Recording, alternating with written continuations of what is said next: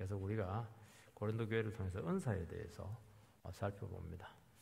은사는 참 오늘날 관심이 참 많아요. 은사 집회도 많고 능력 집회도 많고 또 은사를 받고 싶어하는 분도 많고 은사를 또 쓰임 받고 싶어하는 그런 분들도 많이 계십니다. 그래서 은사는 잘 이해를 하는 것이 아주 좋습니다. 워낙 좋고 양이 크기 때문에 이것에 대한 바른 이해가 참 중요합니다. 하워드 스나이더라고 하는 신학자는 그리스도의 공동체라고 하는 아주 좋은 책입니다. 여기서는 교회가 세워지는 원리를 이야기합니다. 하나님의 말씀에 선포가 되면은 하나님의 말씀을 담는 공동체가 만들어진다는 겁니다.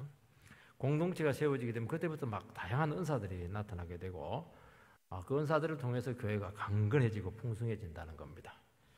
그래서 그 건강한 교회가 또 다른 공동체를 이렇게 세운다. 이게 이제 이 사람이 교회에 대한 분석을 해놓은 것인데 아주 바른 통찰이죠. 그러니까 처음에 이제 교회가 세워지면 개척교회면 은사들이 굉장히 부족해요. 뭐 대표기도 할 사람이 없어요. 저희 교회도 상당 기간 대표기도를 못했는데 그리고 또 은사가 잘 나타나지 않습니다. 그런데 이제 하나님의 말씀을 지속적으로 설교를 하게 되면은 하나님의 말씀에 은혜 받은 분들 한 사람, 두 사람 또 왕창 오지도 않아요. 한 사람, 두 사람 이렇게 모이게 되는데 어느 순간 이 공동체가 만들어집니다. 이제 그때부터 이제 은사들이 막 나타나기 시작해요. 생각지도 못한 은사들이 굉장히 많습니다. 그래서 하나님께서는 먼저 이제 교회를 세우는데 두 가지입니다. 은사로 교회를 세우려고 하는 데도 있고 말씀으로 교회를 세우려고 하는 데도 있는데 은사로 교회를 세우기보다는 먼저 말씀으로 교회를 세워서 말씀의 공동체를 만드는 것이 중요합니다. 왜냐하면 그래야 말씀으로 하나가 돼야 돼요. 나중에 하나가 안 되는데 은사가 막 나타나고 이렇게 하면은 분쟁의 요인이 될 가능성이 참 많습니다. 그래서 벌써 공동체 하나가 탁 되고 좀 적더라도 그러면서 이제 다양한 은사가 나타나게 되면은 이거는 통일성을 하나인데 통일성. 무지개 빨주노초 파남본데 딱 하나예요. 하나인데 색깔이 선명하잖아요. 고린도 교회는 다양하고 풍성한 은혜가 넘쳤습니다. 근데 그건 참 귀한 건데 문제는 이 공동체가 성숙하지 못했습니다. 그러니까 은사는 넘치고 풍성하고 교회는 이렇게 미성숙하니까 늘 시끄러워요.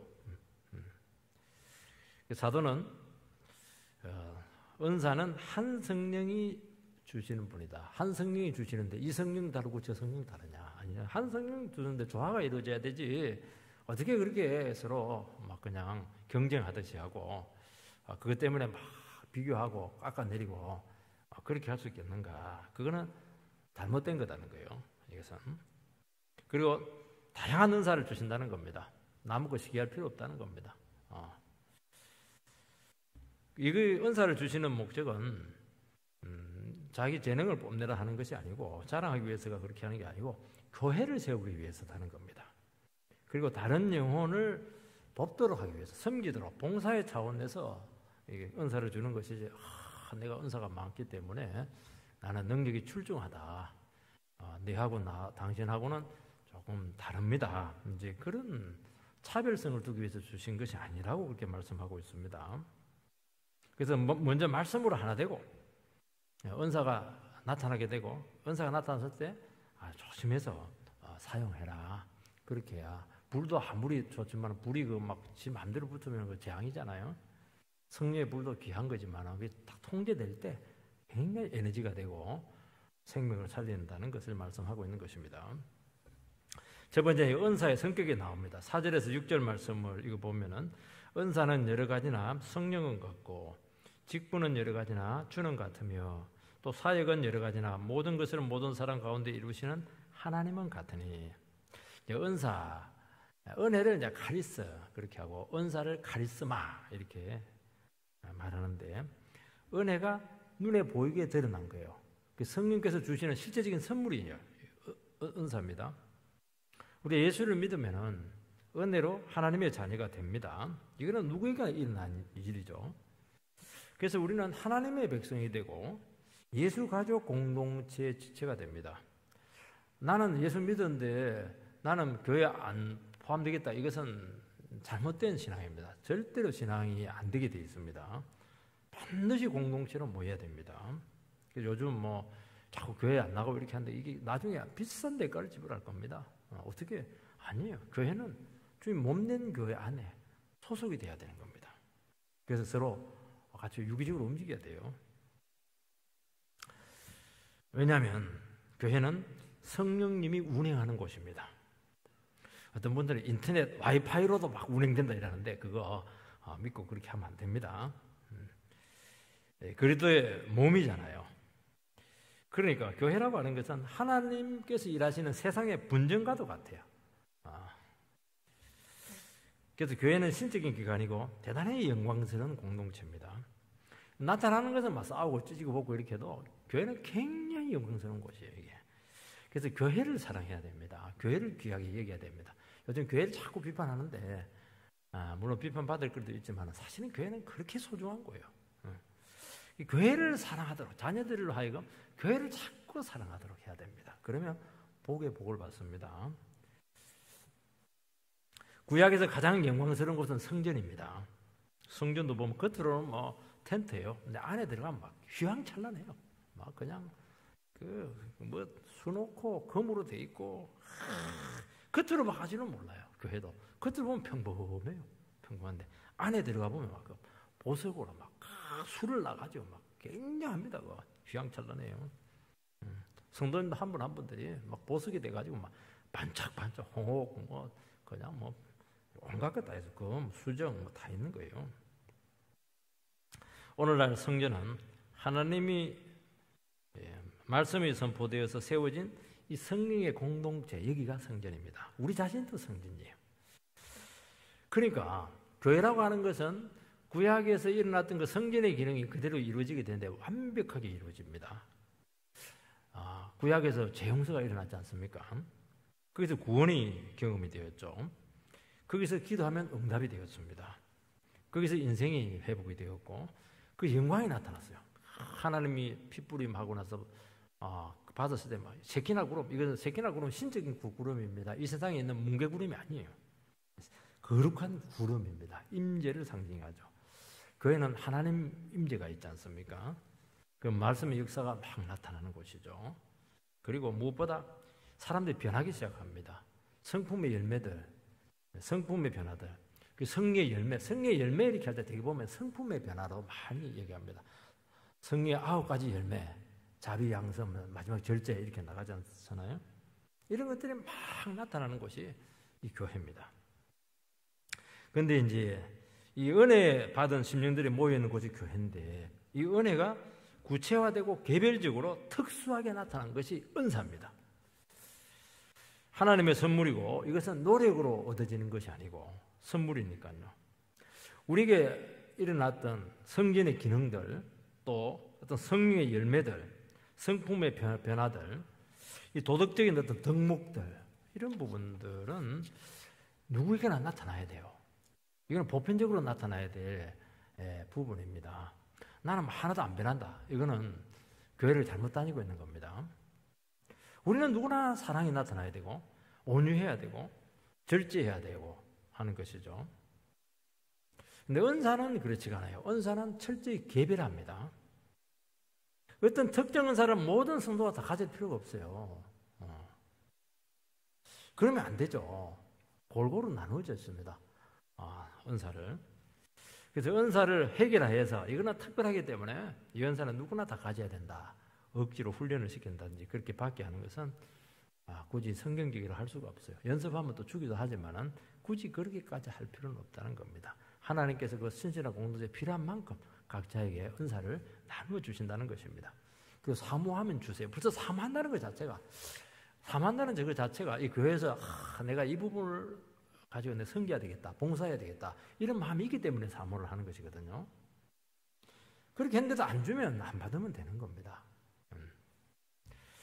여러분 교회에 소속되면 공동체를 세우고 싶어요. 공동체가 귀하기 때문에 공동체에 내가 뭔가를 감당하고 싶은 마음이 생기는 겁니다. 이거는 누구나 다 가지고 있는 마음인 것이죠. 그것이 은사로 나타나는 겁니다. 그래서 교회에서 사용되는 이 은사는 특별합니다. 꼭 사회에서 지급하고 같지 않아요. 내가 은행원이기 때문에 꼭 교회에서 회계한다. 같지가 않아요. 뭐 동계사는 잘할지 모르겠지만은 은행에서 회계 원리와 교회에서 회계 원리가 달라요. 교회에서는 철저히 성령과 말씀과 믿음의 원리로 회계를 해야 되는 겁니다. 그래서 세상에서는 수입이 인풋, 아웃풋 이렇게 되잖아요. 결과가 나타나는데 우리는 그렇지 않아요. 우리는 겉으로는 하나도 열매가 안 나타나도 막 영적으로 중요하다 할 때는 막 투자를 해버려야 돼요. 믿음으로 하는 것이죠. 자기가 받은 은사를 잘 활용을 하면은 그때 이제 카리스마가 막 풍겨난다. 그렇게 하는 겁니다. 목사가 하나의 말씀을 갖고 막 능기 선포하면 야, 저 목사님은 카리스마가 넘쳐. 그렇게 하는 겁니다. 어떤 사람들 막 소리를 막 대다 크게 지르는데 카리스마가 넘쳐. 그렇게 하는 게 아니고는 목소리가 엄청 크시네요. 그렇게 하는 겁니다. 찬양을 통해서 그냥 능력이 나타나고 이렇게 하면 찬양을 딱 부를 때 그 모습하고 그냥 교제할 때 모습이 달라요. 찬양을 부를 때 그 천사 같아요. 카리스마가 막 넘쳐요. 목소리가 막 살아나고 이렇게 하는 겁니다. 그걸 이야기하는 것이죠. 왜 그러냐니까 그것은 신령한 것이기 때문에 그렇습니다. 세상은 그렇지가 않아요. 세상은 잘한다. 이야 대단하다 이렇게 하는데 아니 이거는 정말 신령하다. 그렇게 표현을 하는 겁니다. 왜냐하면 세상의 재능하고 세상의 능력이 아니기 때문이죠. 그리고 은사를 믿음으로 잘 감당할 때 반드시 성령의 역사가 함께합니다. 그래서 교회를 세우고 영혼을 살리는데 너무너무 필요하고 기묘하다는 것을 깨닫게 된다는 것입니다. 여기 보면 이제 은사가 세 가지 모습으로 나타나는데 은사, 직분, 사역 이렇게 나타나는데 은사가 조금 구체화된 그런 모습으로 나타나는 겁니다. 똑같은 거예요. 은사가 이런 식으로 직분으로 은사로서 나타나기도 하고 어떤 사역으로서 은사가 나타나기도 하고 그렇다는 것입니다. 그런데 이 은사가 성삼위 하나님께로부터 나온다는 것입니다. 은사를 각 사람에게 다양한 종류로 나누어 주시는데 성삼위 하나님이시니까 출처가 똑같아요. 그리고 성격이 똑같아요. 목적이 똑같습니다. 왜냐하면 루트가 똑같기 때문이죠. 오케스트라를 연주를 하잖아요. 지휘자가 막 연주하고 이렇게 하면은 막 다 파트가 다 달라요. 악기가 다 다르고 음색도 다 다르고 똑같은 바이올린인데 소리가 또 달라요. 그런데 나중에 보면 이게 딱 하모니가 되어 있습니다. 장엄하죠. 영광스럽죠. 교회는 각자 다양한 은사와 직분과 사역을 합니다. 근데 나중에 보면 성령님께서 지휘자예요. 막 착 이렇게 하는데 막 여기서 빵 하는데 나중에 보면 막 굉장히 작품이 나와요. 왜냐하니까 조화가 되고 인간이 하는 것이 아니고 하나님께서 하신다 하는 것을 느끼게 됩니다. 그래서 말이 필요가 없어요. 시끄러운 교회는 일단은 이게 성령님께서 하는 거 아닙니다. 막 설치고 막 여기서 막 시끄러운 소리 나고 저기 시끄러운 소리 나고 막 해집고 다니고 막 기질로 막 이렇게 하고 그렇게 하면 그거는 성령이 하는 게 아니고 인간이 하는 겁니다. 그렇게 하는 성령이 그렇게 하는 소리가 나지 않아요. 조용한데 막 너무너무 아름답게 생기는데 하모니가 돼서 작품이 딱 나옵니다. 잡음이 없어요. 그래서 먼저 주님께 은혜 받고 신실한 공동체가 제 그 지체가 되어야 되고 서로 한 마음으로 섬기고 봉사하는 것이라는 것이죠. 그래서 반드시 공동체에 포함이 돼야 돼요. 포함이. 어떤 분들은 막 서인만 받고 공동체에 포함 안 되려고 그렇게 안 되고 오래 못 갑니다. 그거. 왜냐하면 나중에 언밸런스가 나요. 왜냐하면 공동체 안에서 성령과 함께 이게 지휘자에 따라서 움직여줘야 되는데 아무 신경도 안 쓰고 있다가 갑자기 와가지고 뭐 이렇게 하면은 그래서 문제가 생기는 겁니다. 그래서 교회에서는 바로 오더라도 바로 직분이라든지 사역을 빨리 안 주는 경우가 많아요. 준비된 사람은 상관없지만 왜 그러냐니까 아직 공동체 신실에 포함이 돼서 성령님께서 같이 이렇게 지휘자에 따라서 같이 움직일 수가 있어야 되거든요. 그렇게 안 하면 나중에 많은 어려움을 겪게 된다는 것입니다. 그 자기 과시라든지 자기 자랑, 자기 영광으로 위해서 하는 것 아니거든요. 재주, 기질, 인간적인 열정으로 이것이 되는 게 아닙니다. 교회를 세우고 다른 지체를 섬기는 것이 목적이다고 분명히 말씀하고 있습니다. 은사로 섬기고 봉사하고 사역을 하다 보면은 참 많은 역사를 경험하게 됩니다. 저는 이 오후 예배를 생각할 때마다 오후 예배에 우리 찬양팀이 없었으면 얼마나 썰렁했을까. 참 부족한데도 이 청년들이 찬양을 딱 감동해 주니까 그렇게 분석할 수가 없어요. 행복하고 감동이 있죠. 늘 감동이 있는 거예요. 그 치유가 있고 회복이 있고 부흥이 나타나는 것입니다. 같은 직분인데 같은 일을 하는데도 불구하고 차이가 많아요. 영향력도 막 차이가 납니다. 같은 본문을 가지고 같은 설교를 하는데도 목사마다 다 달라요. 똑같은 목사가 똑같은 설교문을 가지고 다른 장소에서 다른 대상을 두고 설교를 해도 또 달라요. 차이가 나요. 이걸 보면서 진짜 성령님께서 그 상황에 따라서 역시 역사하시고 이끄시고 운행하신다는 것을 알 수가 있습니다. 그래서 서로 비교할 것도 아니고 각 은사 자체가 계급이 있는 것도 아니고 평등해요. 그리고 서로 부족한 은사를 다른 지체를 통해서 체험받도록 주님께 그렇게 만들었습니다. 내가 다 가지면 다른 사람 필요 없잖아요. 물론 여러 가지 은사를 주시기도 합니다. 아주 은사가 풍성하신 분들이 있어요. 그런 분은 참 귀한 분들이죠. 근데 절대로 다 안 줍니다. 목사가 막 설교도 잘하고 찬양도 잘하고 막 그냥 회개도 잘하고 막 그냥 건축도 잘하고 이러면 네 혼자 해라는 거예요. 절대로 그렇게 못합니다. 설교만 딱 하게 하고 다른 걸 뭉탱구리로 만들어놔요. 그래야 집사님도 필요하고 권사님도 필요하고 장로님도 필요하고 그러잖아요. 그래서 막 계약할 때는 막 장로님이 하시라고 막. 왜냐니까 그건 내 영역이 아니거든. 그렇게 하는 거예요. 그래서 서로 의존하도록 절대적으로 의존하도록 그렇게 하는 겁니다. 그래서 교회 안에서 풍성하게 신앙생활을 하면 내 은사를 자꾸 쓰는 게 아니에요. 겸손하게 다른 사람 은사를 자꾸 인정을 해주세요. 그러면은 그 사람이 갖고 있는 그 풍성한 은사가 나에게 굉장히 유익이 되는 겁니다. 나한테 5% 있다는 것을 알고 95%는 다른 지체를 통해서 체험받아야 된다. 그렇게 생각하면 딱 맞아요. 그러니까 얼마나 여유가 있습니까? 내 은사가 결정지다 생각하지 마세요. 왜냐하면 나는 5%예요. 5%니까 95%는 다른 사람부터 체험받으면 돼요. 어떻게 체험받으면 됩니까? 그 사람을 잘 인정해 주면 돼요. 귀하게 여기면 되는 겁니다. 무시하고 그러면 안 돼요.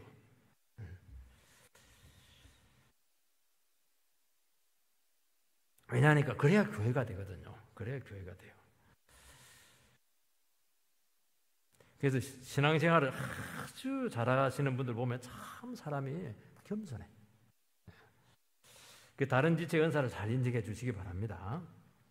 그리고 유능하다, 무능하다, 거기에 대해서 너무 절대적인 그런 판단을 하지 마시기 바랍니다. 유능하다, 무능하다. 하나님 또 유능하게 하실 수도 있어요. 절대 같지 않습니다. 그리고 이런 면에서 강하면 또 다른 면에서 굉장히 취약한 것을 알 수가 있어요. 그래서 하나님께서는 이런 유능한 사람대로 또 이렇게 잘 쓰시고 좀 부족하면 중간인 사람들이 또 잘 쓰이는 거예요. 다 능력자만 있으면 어떻게 되겠습니까? 능력자 한두 사람 있고 다 그 많고 이렇게 해줘야 당신 참 귀하다고 이렇게 하니까 은사 쓸맛이 나지. 다 설교 다 해버리면 저도 서기가 곤란하지 않겠습니까?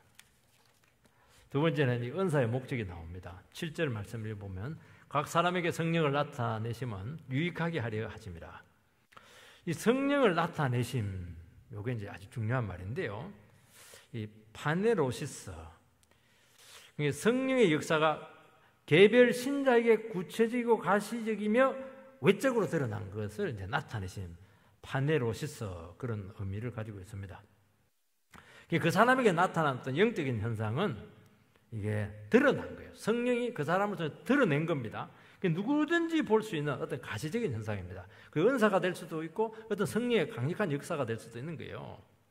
그 은사는 바로 그 성령이 개별화되고 구체화된 것, 이것을 이야기하는 것입니다.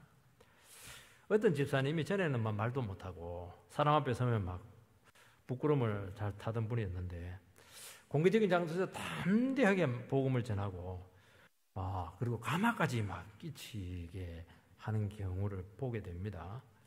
참 소심한 사람인데 그렇게 대담하게 바뀐 것을 알게 됩니다. 그때 그런 분들을 뭐라고 하냐니까 구변의 은사를 받았다, 그렇게 이야기하는 것입니다. 은사는 성령의 역사에서 외적으로 드러난 영적인 능력입니다. 개인이 가진 천부적인 재질이나 특징이 아닙니다. 주님께 그걸 또 쓰세요. 쓰긴 하지만은 그것 자체만 갖고 쓸 수가 없어요. 성령께서 다시 한 번 더 나타내 줘야 됩니다. 그 재능을 새롭게 표현해주고 감동을 시켜서 나타내 줘야 되는 겁니다. 그게 안 되면 자기 자랑밖에 안 돼요. 자기 영광 받는 겁니다. 그러니까 이 성령의 역사고 선물이죠. 성령을 소유한 사람은 성령님의 놀라운 작용으로 은사라고 하는 것이 불가피하고 자연스럽게 나타나게 되어 있습니다. 은사라고 하는 것은 몇몇 엘리트들에게만 주어지는 것이 아니에요. 그들의 전유물이 아닙니다. 모두에게 특별하고도 자연스럽게 다 나타내 주신다는 것이죠. 그러면 이제 우리가 한 가지 결론을 내릴 수가 있는데, 은사는 모든 성도들이 다 받는다는 겁니다. 여기 오면 좀 따뜻해질 수가 있는 거예요. 모든 사람에게 성령님께서, 우리 안에 성령이 계시기 때문에 반드시 은사를 나타내 주시겠다고 말씀하고 있는 것입니다. 어떤 집사님이, 목사님, 저는 아무리 봐도 별 쓸모가 없는 것 같아요, 교회에. 잘하는 것이 하나도 없거든요. 제가 뭐라고 얘기한 줄 압니까? 집사님이야말로 너무 소중해요. 왜냐니까 예배 때마다 안 빠지잖아요. 그 자리에 늘 앉아 있다니까요. 뭐 집사님이 안 앉아있으면 나는 설교가 안 돼요. 그렇게 하는 거예요. 어디 갔나 막 궁금하기도 하고 막 그렇게 하는 거예요. 이게. 예배 빠지지 않고 예배 자리 잘 지켜주는 거, 정말 목사한테는 너무 귀한 은사죠. 설교 안 들어주면 뭐 목사도 굉장히 곤란하잖아요. 힘이 안 나잖아요. 많이 들어줘야 막 기쁘죠. 이런 것들은 이제 설교 들어주는 은사다. 그렇게 하는 겁니다. 사람은 자기 자신이 뭔가를 하면서 기쁨을 많이 누리죠. 또 자기가 뭔가 기여를 할 때 살맛이 나요. 그리고 존재 의미가 막 살아납니다. 그런데 어떤 분은 특별히 하는 게 없어요. 특별한 것이 또 없어요. 찾아봐 재주가 없어요. 있는 둥 없는 둥 이렇게 하는데, 그 존재 자체가 많은 사람들에게 의미를 줄 때가 참 많습니다. 아무것도 안 하는데 많은 걸 해요. 저는 그걸 존재감 은사다 그렇게 제가 붙이는 건데, 교본에 나와 있는 게 아니에요, 그거. 그러니까 그 사람이 있는 것과 없는 것이 막 차이가 나는 거예요. 이런 것들이 참 귀한 겁니다. 아무것도 안 하면서도 기쁘게 거의 다닐 수 있는 사람. 저는 그 내공이 막 최고의 내공이라면 이 무림 계통이니까 안 되고, 이 성령의 강력한 뭐라고 합니까? 능력이다. 아무것도 안 한데도 막 버틸 수 있는 그 능력. 대단하죠. 저는 막 설치고 싶어 하면 막 죽는 줄 알았어요. 막 나를 안 알아주면은, 여기 아니면 교회가 없나 막 이렇게 했는데, 그건 몰라서 그래요. 내공이 굉장히 이게 딸렸다는 것을 알 수 있습니다. 영성이 딸려서 이렇게 하는 거예요. 이게. 은사의 목적은 유익하게 하려는 데 있습니다. 자기의 유익이 아니고 신자가 속해 있는 공동체 전체의 유익을 도모하기 위해서 있다는 것이죠. 이것은 이제 은사의 공공성이다 그렇게 합니다. 공동체의 덕을 세우고 다른 지체에 유익을 주기 위해서라는 것입니다. 자랑이 아니에요. 질투도 아니에요. 비교의 성질이 그것도 아닙니다. 꼭 많은 것이 좋으냐? 책임이 크죠. 책임이 커요. 도리어 은사 갖고 편안하게 있는 것도 굉장히 그 지혜로운 방법일 수도 있어요. 왜냐하면 은사가 있으면 자꾸 요구를 하거든요. 집사님 반찬 해주세요. 국 끓여주세요. 음식 솜씨 너무 좋으니까 기쁘면서도 막 고되는 겁니다. 고린도 교회는 많은 은사를 받았습니다. 근데 그게 유익이 되지 못하고 서로 찌르고 칼질을 막 하는 겁니다. 저것들은 초짜야, 차별하고. 우리는 특별해. 열등한 신자들하고 우리 같이 놀 수가 없어. 그러니까 은사가 없다든지 좀 약한 사람들은 굉장히 그 주눅이 들었던 거예요. 또 특정 은사가 없었을 때 굉장히 그 힘이 빠지는 겁니다. 은사는 공동체에 유익을 끼치라고 모든 사람에게 주지 않고 일부에게 주었다는 겁니다. 그리고 모든 사람에게 다 주었다는 거예요. 그래서 은사는 하나님께 주신 것을 우리가 맡은 것입니다. 그걸 꼭 기억을 해야 돼요. 내가 개발한 게 아니에요. 개발한 것은 보조적인 것밖에 때문에 하나님께 나에게 주신 거예요. 맡았다는 거예요. 맡은 자에게 구할 것은 충성이니라. 그렇게 충성이라고 하는 것은 맡겨 주시는 그 주인을 위해서 최선을 다해서 쓰는 거예요. 성실하게. 그래서 은사를 받은 자가 다른 사람에게 유익을 끼치지 못하거나 그걸 가지고 자기에게 딱 가둬둬 가지고 나눠주지 않으면 그 의미가 없어요. 그럼 나중에 거두고 갑니다. 왜냐하면 필요가 없거든요. 그게. 그리고 다른 지체가 우리 속에 있는 그 은사를 알고 요구를 해야 돼요. 저를 위해서 그 은사를 좀 써주세요. 그렇게 요구를 해야 되는 겁니다. 그걸 안 해준, 그걸 요구를 하지 않을 때, 그거는 공동체에 유익이 있어서 준 것이 아닐 수가 있어요. 근데, 나는 이런 능력이 있고 이런 재주가 있는데 왜 교회에서 나를 알아주지 않나? 그렇게 말할 수가 없는 겁니다. 다른 사람 유익을 위해서 하는데, 다른 사람이 필요하지 않는데, 자기가 스스로 막 쓰겠다 이렇게 하면은 잡음이 나는 거예요. 그때는 가만히 있으면 돼요. 은사는 교회나 다른 사람이 필요로 해야 되지, 내가 내 재능을 쓰는 게 아닙니다. 자기 자랑이 되는 겁니다. 그리고 한때 귀한 은사지만은 또 상황이 바뀌면은 또 이렇게 은사가 중요도가 바뀔 때가 참 많고 없어지는 은사도 많이 있다는 것을 기억해야 됩니다. 여행을 간다고 하시기 바랍니다. 단체 여행. 누가 제일 고생합니까? 돈 관리하는 사람이죠. 돈 관리하는 사람 한두 사람이면 돼요. 한 사람 돈 쓰고 한 사람은 기록하고 그렇게 하면 돼요. 회계를 맡으면 좋을까요? 안 좋을까요? 수영도 못하지. 왜냐하면 돈주머니 가지고 수영장 못 가잖아요. 안 되는 거 이게. 스승이가 되고. 그리고 막 어디 갈 때마다 제일 먼저 뛰어가지고 막 계산 숫자 헤아리고 말이지. 그리고 막 다른 사람 다 들어가면 뒤에 막 돈 계산하고 영수증 끊어가지고 또 오고 이렇게 하니까 막 여행이 안 되는 게 즐길 수가 없어요 이게. 근데 그 한두 사람의 수고로 많은 사람들이 유익을 얻는 것입니다. 중요한 사람이죠. 중요한 일이고 정말 귀한 일이고 그렇죠. 그러나 특권은 아니고 계급은 아닙니다. 그걸로 주장해서는 주장하지 말라는 거야. 내가 이렇게 있으면 알아주지도 않고 막 그냥 정말 이 교회는 막 사랑이 없다고 막 그러지 말라는 거예요. 내가 돈가방을 쥐고 있잖아. 돈줄을 쥐고 있다. 막 어깨 힘 팍 주고 말이지. 막 과지하고 말이지.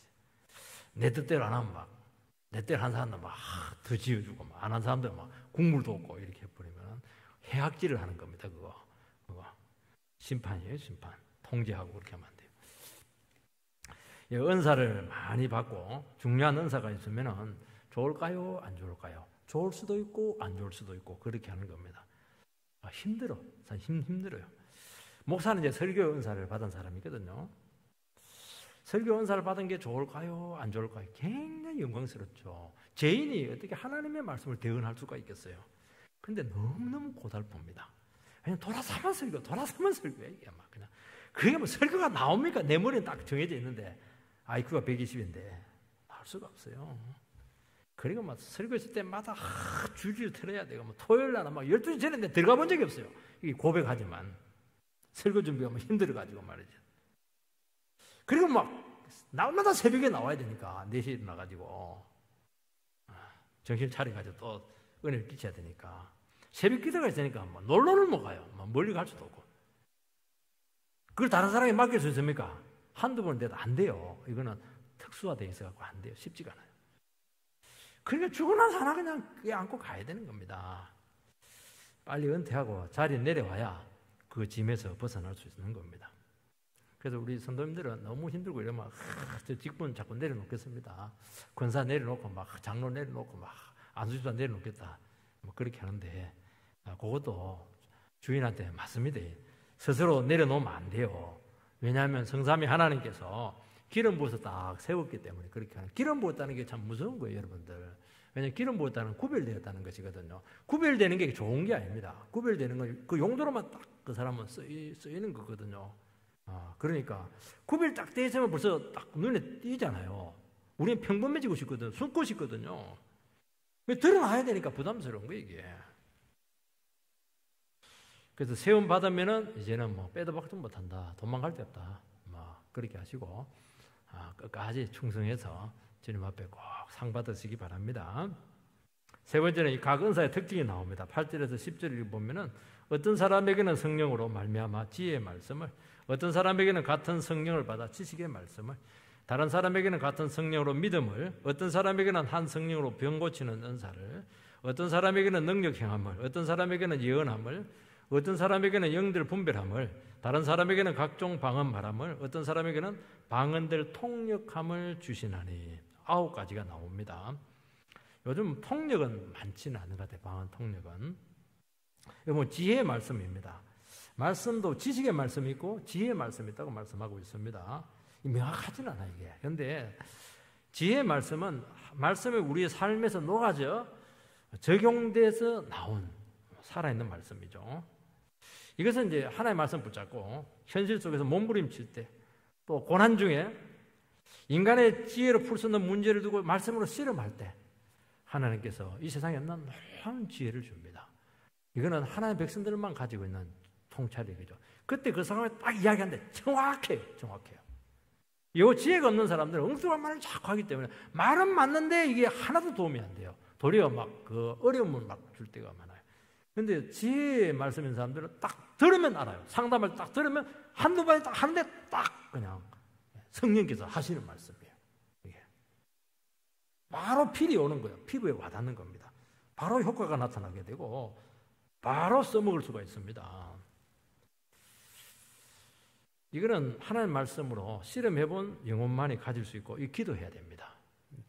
야고보서에 보면은 너희들이 고난받을 때 지혜가 부족하거든 후히 주시는 하나님께 기도해라. 그러면 지혜를 주시겠다고 말씀을 했습니다. 큰 놀라운 통찰력과 분별력인데 이거는 책에 나와 있지 않는 것이거든요. 책에 나와 있는 거면 상관이 없어요. 그런데 우리 현실 가운데 있는데 뭐 책에 나와 있는 게 어디 있어요? 부분 문제 무슨 책에 나와 있어요? 하나도 안 나와 있어요. 그거는 성령께서 우리에게 말씀의 능력 가운데 주시는 겁니다. 이게 말씀이 삶에서 엑기스화된 겁니다. 그거 한 사발 마시면 바로 그냥 보약입니다. 그거. 지식의 말씀이 나옵니다. 이건 조금 이론적이고 좀 학적이에요. 탐구나 연구를 통해서 얻는 지적인 알림이라고 할 수가 있습니다. 거리 연구들, 또 언어 연구, 주석 같은 거, 이런 거. 이걸 이제 학적으로 연구해서 체계화 시켜둔 것인데, 목사들은 이런 것들이 도움이 많이 필요해요. 어떻게 성경을 우리가 전부 다 원문을 다 해석할 수가 있겠습니까? 원문을 해석해 놓으니까 그걸 가지고 설교를 끌고 와서 우리가 쓰는 것이거든요. 감사해야 돼요. 설교하는 게 재밌을까요? 앉아가지고 막 연구하는 게 재밌을까요? 설교하는 게 훨씬 재밌죠. 왜냐하면 설교는 무슨 반응이 있잖아요. 은혜를 받잖아요. 뭐 골방에 앉아가지고 막 단어 하나 가지고 막 그냥 공부하니까 막 머리 터지는 거예요. 근데 그런 걸 잘하시는 분들이 계세요. 그것도 아주 능력자입니다. 대단한 거예요. 그리고 그것만이 아니고 이 기독교 세계라고 하는 것은 어떤 영적인 세계가 있고 초월적인 현상들이 많이 있습니다. 그걸 우리가 다 파악을 할 수가 없어요. 그런데 성령의 도움으로 이런 분들에 대한 굉장한 지식을 가지고 있는 분들이 있어요. 천사에 대한 거, 이런 것, 마귀에 대한 이런 것들. 그리고 이런 그 성령의 직접적인 가르침을 가지고 있는 분들도 있습니다. 베드로가 아나니아 삽비를 딱 보고 왜 거짓말해? 딱 하잖아요. 딱 보는 순간 막 거짓말 하니까 팍 죽어버렸어요. 그걸 어떻게 알았어요? 성령께서 지식적으로 가르쳐 준 거죠. 어떤 게 딱 보면은 성령께서 그 사람의 영혼의 상태를 이렇게 알게 하는 경우가 많아요. 저는 그게 점점 없어지고 있는데 그렇습니다. 믿음은 여기서 말하는 구원받는 믿음이 아니에요. 예수 믿으면 하나님 자녀되는 그 믿음이 아니고 은사로서의 믿음이 있어요. 은사. 믿음인데 이 은사적으로 굉장히 믿음이 강한 사람들이 있습니다. 다른 사람은 뭐 생각지도 못한 일인데 돈도 하나도 없는데 막 믿음으로 막 해버려요. 믿음을 하니까 또 되는 거예요. 그거는 이제 구원받는 믿음은 아니고 은사로서의 믿음입니다. 중요하죠. 이런 사람들은 뭐 겁을 안 내요. 돈 없는 것도 겁을 안 내고 비가 오나 눈이 오나 바람 불어도 겁을 안 내요. 왜냐하니까 뭐 주님 있으니까 주님 백 믿고 합니다. 해버리고 하는 거예요. 하니까 또 되는 거예요. 조지 물러 같은 경우는 뭐 돈 한 번도 없는데 뭐 애들 막 수만 명을 그냥 먹이잖아요. 그래서 조지 물러는 5만 번 기도해서 5만 번 응답받은 사람이에요. 그게 뭐냐니까 은사로서의 믿음이죠. 돈 쌓아놓고 고학은 하지 않았어요. 끼니 없을 때가 너무 많았어요. 그래서 난관을 극복하고 어려운 과제를 막 수행을 합니다. 보니까 선교사님들 단기 선교를 가보면 선교사님들 보면 이런 은사를 가지신 분들이 많아요. 무작정 막 떠나는 거예요. 주 파송 교회도 없고 가서 그냥 산지족 가가지고 막 부딪혀버려요. 근데 막 교회를 100개씩 막 개척을 하고 신학교도 만들고 교회도 만들고 이렇게 하는데 그 돈 어디서 왔어요? 그렇게 하니까 뭐 모르는데 다 됐다는 거예요. 그거는 이제 은사로서의 믿음입니다. 그게 뭐 어떤 뭐 영성하고 그건 아니에요. 그건 아니고 성숙 그런 거 아니고 이런 아주 귀한 은사이거든. 다 안 된다고 하는데 자기는 된다는 거예요. 하나님 계신데 뭐 지금까지 하나님 도왔는데 안 될 게 뭐가 있냐고 그렇게 하는 겁니다. 어떤 분들은 그래요. 나는 재주도 하나도 없는데 막 그런 사람들이 있어요. 그래도 막 예수 믿는 재주 이런 것도 참 귀한 겁니다. 이 병 고치는 신유의 은사, 치유의 은사가 있죠. 신유의 은사. 손을 얹으면 막 그냥 낫는 겁니다. 이게 참 그것도 막 바로 낫는 경우도 있고 뭐 좀 시간이 걸리는 것도 있기도 해요. 오늘날 뭐 병원이 있는데 뭐 신유 은사가 필요하나? 신유 은사 있으면 너무 좋죠. 너무 좋죠. 의학도 포기한 암들 이런 것들을 안수해서 낫는 분들도 있습니다. 이런 것들은 바로 우리 몸에 살아있게 다가오기 때문에 이런 걸 한번 딱 경험하면 야 하나님 살아계시구나 말씀은 능력이구나 하는 것을 바로 믿을 수가 있어요. 체험을 하게 되는 겁니다. 그래서 이런 것들도 많으면 좋아요. 많으면 좋고 아주 능력이 많이 나타나게 되고 또 이걸 거두어 갈 때도 많아요. 늘 있는 건 아니에요. 선물이니까. 능력 행함은 그 귀신의 역사를 물리치고 쫓아내는 겁니다. 미신이나 악의 세력이 이제 복음이 전거되면 반드시 반격을 합니다. 반격이 들어올 때 영적인 싸움이 이제 시작이 되는 건데 내가 마귀의 역사에 내 밀리면 거기서 물러나야 돼요. 그래서 복음사의 끝입니다. 근데 거기서 이제 내가 영적인 파워를 가지고 밀어내버려야 돼요. 그러면 부흥이 나타나는 겁니다. 이거는 일생일대 아주 중요한 대결이죠. 여기서 이제 능력이 나타나야 돼요. 주먹이 있든지 능력이 있든지 주먹이 있으면 감옥에 들어가면 안 되고 이 영적인 파워가 있어야 되는 겁니다.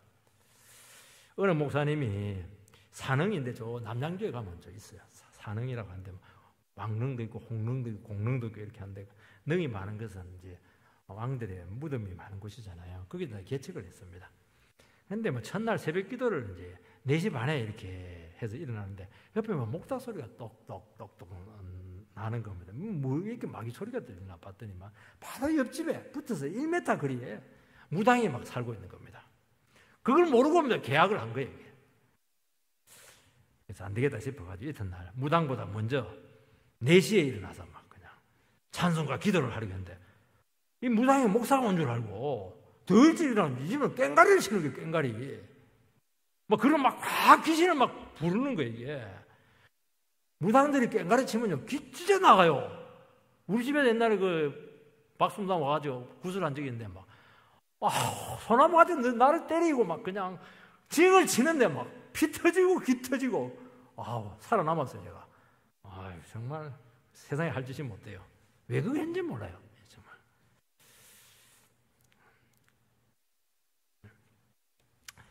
그래서 어떻게 했냐니까 그 다음날 안 되겠다 싶어가지고 낮에 실컷 잤어요. 사무하고 목사가 실컷 자고 11시에 딱 일어났어요. 11시에 일어났어요. 그때부터 새벽 기도까지 그냥 어떻게 하냐니까 막 주야 이렇게 하고 막 그냥 찬송 부르고 막 그렇게 한 겁니다. 그래서 무당이 아무리 일찍 일어나도 목사가 먼저 일어나고 날 일찍이니까 이게 정말 보통 목사가 아니구나. 그래서 이사를 갔다고 합니다. 실제로 그거 들은 거예요. 그러면서 이사를 가면서 아주 유명한 말을 했다고 그래요. 저 목사 때문에 신이 내리지 않아서 설악산 산신일께 가서 능력을 받으러 가야 되겠다. 그렇게 말하고 떠났다고 그래요. 그리고 그 무당집은 감리교회가 들어섰다고 합니다. 만약에 밀려버렸으면 그 교회에서 철수, 개척교회 철수 이랬는데 거기서 막 살아남은 거예요. 점쟁이가 그걸 몰랐어요. 목사가, 사모가 낮에 실컷 잔다는 걸 몰랐어요. 이거. 그것도 능력이요. 낮에 잘 수 있는 것도. 막 생생한 정신을 갖고 막 통성 기도하니까 무당이 막 두 손을 딱 들어버린 거예요. 그러니까 거기서 부흥이 나타났어요. 수천 명이 돼요, 지금. 대단하죠? 그렇게 하는 거예요. 예언은 미래를 알아맞추는 은사입니다. 설교의 예언성을 오전에도 얘기했잖아요. 설교는 우리 미래 인생을 사실 비춰줍니다. 근데 뚜렷하게 비춰주진 않아요. 근데 여기서 말하는 은사로서의 예언은 어떤 장래를 좀 곁들여 보는 거하고 비슷하다고 할 수가 있습니다. 저희 교회 새벽 기도에 한 번씩 나오시는 박효진 장로님, 하나님께서 고치지 못할 사람 없다, 책을 굉장히 엄청나게 책이 많이 팔렸더라고요. 보니까 수십만 권이 팔린 것 같아요. 내 보니까. 이제 거기 보면 무슨 내용이 나오냐니까, 그건 아니에요. 그 내용이 아니고 제가 개인적으로 좀 그 집에서 같이 교제하면서 들은 내용인데, 초창기 때 청송가모소에서 막 그 부흥이 나타나서, 청송가모소는 지금 청송가모소라면 욕하는데 어쩔 수가 없어요. 그거밖에 제가 모르니까. 그게 막 흉악범들이 나오거든요. 그 흉악범들 이것들 제한 못하면 막 그 교도소장 내려놔야 돼요.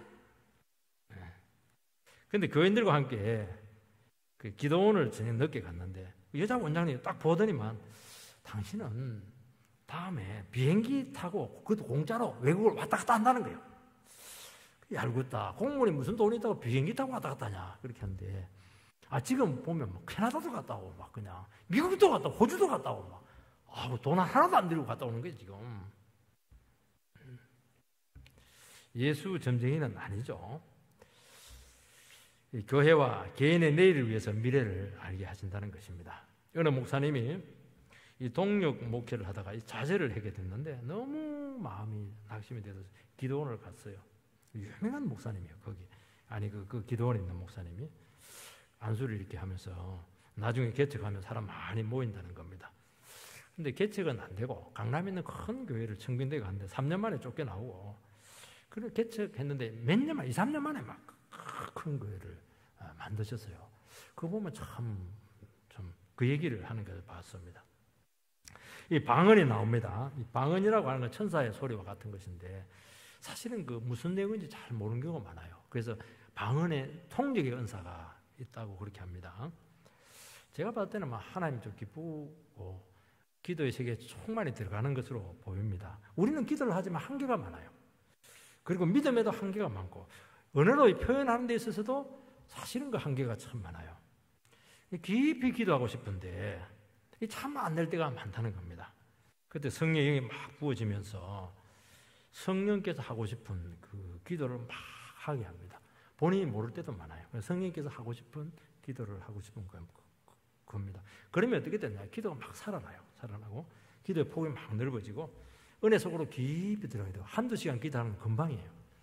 그게 굉장히 소중한 겁니다. 그래서 여러분들도 다 주는 것은 아니지만 또 사모하시기 바라고, 방언이 터지면 좋은 겁니다. 그렇게 해서 우리 은사가 좀 풍성하게 좀 나타나서 모든 사람을 복되게 하고 축복하는 귀한 그런 성도들이 되시기를 주의 이름으로 축원드립니다.